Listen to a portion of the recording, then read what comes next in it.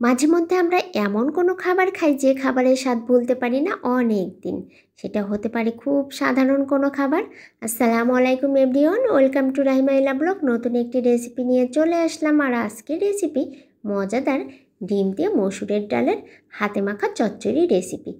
চলুন যাই মূল রেসিপিতে। এর জন্য দরকার হচ্ছে আমার মসুরের ডাল। আর মসুরের ডাল আমি খুব ভালো করে ধুয়ে নিয়েছি একটি বড় আলু, সেটা আমি লম্বা করে কুচি করে কেটে নিয়েছি।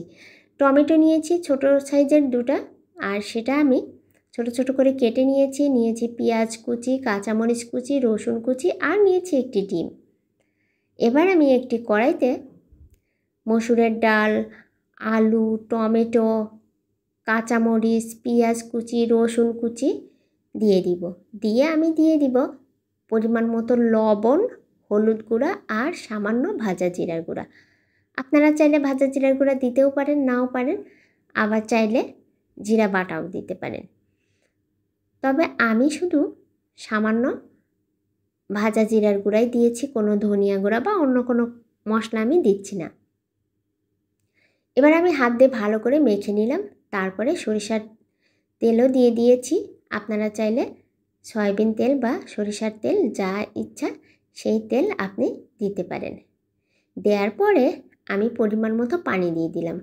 আর ঝোলের পানিটা এমন করে দিয়েছি যেন ডাল আলু সিদ্ধ হয়ে যায়, আর বেশি পানি থাকবে না। যেহেতু আজকে চচ্চড়ি করছি, সেভাবেই আমি পানিটা দিয়েছি। তারপরে ঢাকনা তুলে একটু নেড়েচেড়ে দিলাম, দিয়ে আবার ঢাকনা দিয়ে ঢেকে আরও কিছুক্ষণ আমি রান্না করে নিচ্ছি। এবার আমি অন্য একটি চুলাতে ডিম ভেজে নিব। আর ডিম ভাজতে ভাজতেই ঝোলের পানিটা আরও কমে যাবে। আলুটাও কিন্তু সিদ্ধ হয়ে গেছে, আপনারা দেখতে পাচ্ছেন। এই তো, দেখতে কিন্তু অনেক সুন্দর হয়েছে। আমি পাশের চুলাতে ডিম ভেজে নিব।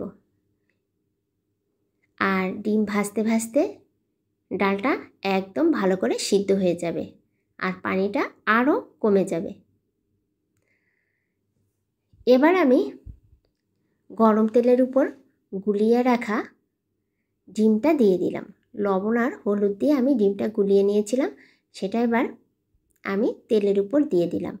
আর এক পাশ হয়ে এলে অন্য পাশ উল্টে যখন ডিমটা শক্ত হয়ে যাবে, তখন আমি ডিমটা ঝুরি করে নিব। এই যে দেখতে পাচ্ছেন, ডিমটা আমি ঝুরি করে নিয়েছি। মাত্র একটি ডিম দিয়ে যে এত মজার একটি রেসিপি তৈরি করা যায়, না খেলে বুঝতে পারবেন না। এবার ভাজা ডিমের ঝুরিটা আমি ছেড়ে দিচ্ছি। ডিমের ঝুরিগুলো ছেড়ে দিয়ে আমি একটু নেড়ে ছেড়ে নিব। আপনারা দেখতেই পাচ্ছেন ঝোলের পানিটা একদম কমে গেছে, একদম গায়ে গায়ে চলে আসবে, আর ঠান্ডা হলে আরও কমে যাবে।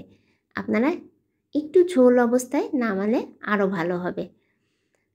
একটু ঝোল অবস্থায় যদি নামান, তাহলে তেলের উপর দিয়ে আবার ঠান্ডা হতে ঝোলটা একদম কমে যাবে। সেভাবেই নামিয়ে নেবেন।